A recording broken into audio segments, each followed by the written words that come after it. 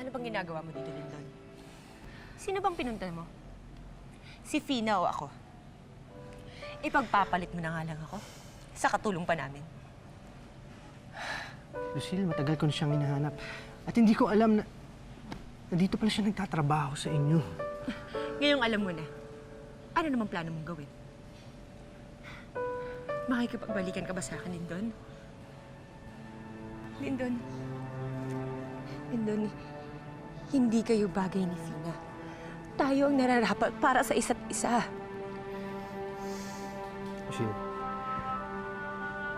hindi ako pumunta dito para makipagbalikan sa'yo o anong paman. Nandito ako para magpaliwanag. Ano ba ipapaliwanag mo? Lucille, sorry kung nasaktan kita nitong huli. Ayoko gawin sa'yo yun. At ayoko rin magpanggap sa'yo na may nararamdaman ako kung talagang wala naman. Gusto ko lang maging totoo sa sarili ko. At lalo na sa'yo. May mahal na akong iba. Sino ba? Huh? Sino bang mahal mong iba? Aminin mo nga sa akin, sige ngayon, magpakatotoo ka. Si Fina ba? Bakit hindi ka makapagsalita? Bakit hindi mo sabihin sa akin? Bakit di mo aminin na muchacha lang ang gusto mo? Na muchacha lang ang mahal mo? Umamin ka! Magsalita ka! Sino? Ha? Magsalita ka! Oo! Si Fina ang mahal ko. At kahit ano pang sabihin mo tungkol sa kanya, hindi ako mahihiyang aminin sa'yo yun. How could you do this to me? Minahal kita! Ikaw lang ang minahal ko!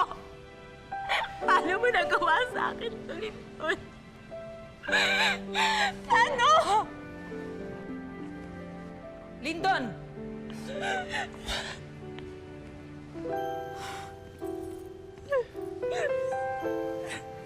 Yung ginawa mo sa apo ko, ano?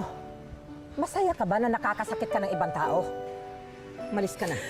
Hindi ka niya kailangan.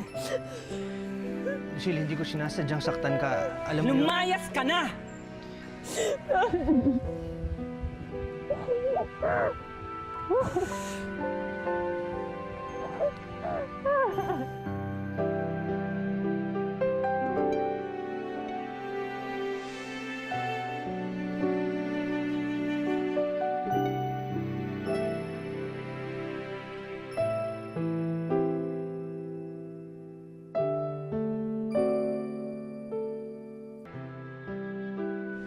Babalikan kita, Fina.